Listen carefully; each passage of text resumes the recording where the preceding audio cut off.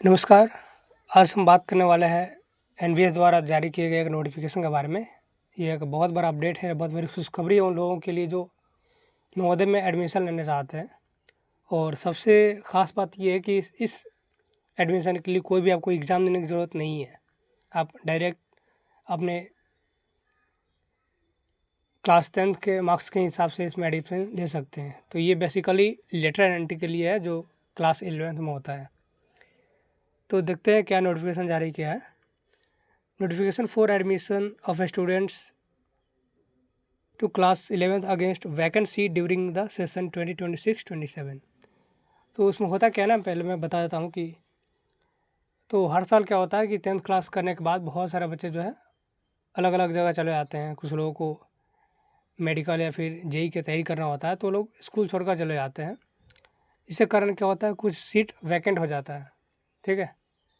और चूँकि हाल ही में क्या किया समिति ने कि 2 अलग अलग सेक्शन, मतलब 11th में भी 2 सेक्शन रखने का ऐलान किया था। तो इसीलिए बच्चे जो है कम पढ़ जाते थे। तो उनको भरने के लिए जो है कोई अलग से एग्ज़ाम नहीं लेते हैं, बल्कि क्लास 10th के परफॉर्मेंस के हिसाब से ही उनको भर्ती कर लिया जाता है। ठीक है। तो उसी के रिगार्डिंग आज ये नोटिफिकेशन है। तो बाकी ऊपर तो यही उसके बारे में, उसके मोटिव के बारे में दिया गया है कि क्या नवोदय का मोटिव है। तो हम सबसे पहले आते हैं एलिजिबिलिटी के ऊपर। ठीक है। तो ये बात किया पहले डेट ऑफ बर्थ के बारे में, जो सबसे इम्पोर्टेंट यहाँ पे है कि date of birth of the candidate must be between 1/6/2009 to 31/7/2011। और ये दोनों डेट्स क्या है, इंक्लूसिव है, मतलब इन दोनों के बीच में अगर आपका डेट ऑफ बर्थ है तो आप इसके लिए एलिजिबल हैं। ठीक है। दूसरा ये है कि the candidate must have passed class 10th from a recognised school affiliated to CBSE और any other state education board of the district where JNV is located during the session 2025-26। ठीक है। तो आप जिस भी नवोदय के लिए, जिस भी ज़िले में आप उसके लिए अप्लाई करना चाहते हैं, तो आपका स्कूल भी उसी उसी ज़िले में होना चाहिए। ठीक है। मान लेते जिस ज़िले, मान लेते हैं हम चंपारण की बात करते हैं, अगर चंपारण में आप अप्लाई करना चाहते हैं, ईस्ट या वेस्ट चंपारण में, तो उसी में आपका स्कूल होना चाहिए जहाँ से आपने 10th किया है। ठीक है।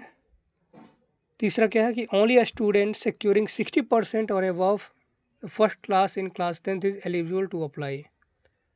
ठीक है। तो 60% से ज़्यादा आपका मार्क्स होना चाहिए।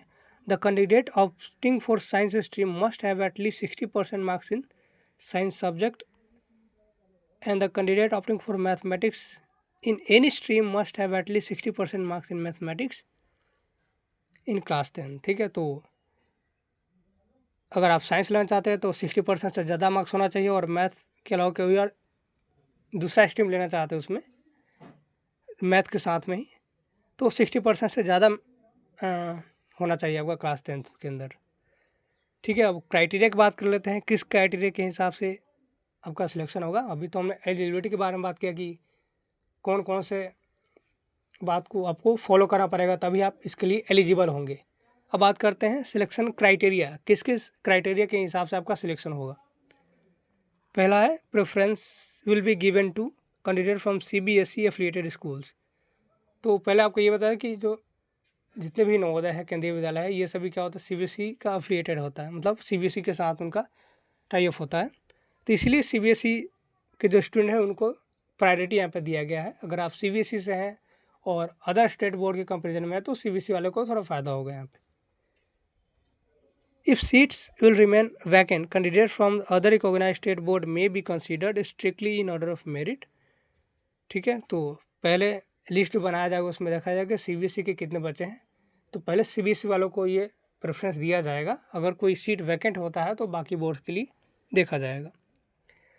दूसरा क्या है, merit list will be prepared and student will be selected only against the vacancies based on marks obtain in class 10th। ठीक है। तो जैसा मैंने बताया कि इसके लिए कोई एग्ज़ाम आपसे नहीं लिया जाएगा, आपने जो 10th क्लास में परफॉर्म किया है उसी के आधार पर आपका एडमिशन किया जाएगा। ठीक है। और तीसरा पॉइंट क्या है, the stream wise merit list will be prepared for a JNV in accordance with the criteria decided by the समिति। ठीक है। तो अलग अलग चूँकि स्ट्रीम होता है ना, उस स्ट्रीम के हिसाब से साइंस जो कॉमर्स आता है, आर्ट्स आता है, उसके हिसाब से अलग अलग किस तरह से सीट्स का एलोकेशन होगा, नंबर ऑफ़ सीट्स कितने हैं, उस हिसाब से एक लिस्ट बनाया जाएगा और उसमें फिर एडमिशन प्रोसेस को आगे बढ़ाया जाएगा। और बाकी सबसे लास्ट में आता है कि अप्लाई कैसे करें। The student any eligible candidate में can apply by submitting the application form through offline mode by visiting the JNV concern by or by obtaining application form from JNV concerned or downloading from the website navodaya.gov.in और website of JNV concern। ठीक है, तो आपके पास यहाँ पे दोनों option दिया हुआ है कि आप ऑफलाइन भी जा कर के इसको सबमिट कर सकते हैं या फिर नवोदय के जो ऑफिशियल वेबसाइट है www.navodaya.gov.in से आप डाउनलोड करके उसको सबमिट कर सकते हैं। ठीक है, और इसके लिए लास्ट जो सबमिशन डेट है एप्लीकेशन फॉर्म का वह है 25 जून। ठीक है, तो अभी आपके पास टाइम है और ये 1-2 दिन पहले जस्ट ये न्यूज़ आया था। तो अभी अगर आपने क्लास 10 का एग्ज़ाम दे दिया है, ठीक है, तो ज़रूर आपको इसके लिए अप्लाई करना चाहिए। ठीक है, तो उम्मीद करता हूँ आपको ये समझ में आया होगा। बाकी जो यहाँ पे एप्लीकेशन फॉर्म है तो आप ये भर लीजिएगा, बाकी इसमें कोई भी दिक्कत आता है आप कमेंट में पूछिएगा, उसके लिए रिप्लाई करेंगे। ठीक है, और इससे रिलेटेड कोई भी दिक्कत हो तो आप हमसे पूछ सकते हैं कमेंट बॉक्स के अंदर।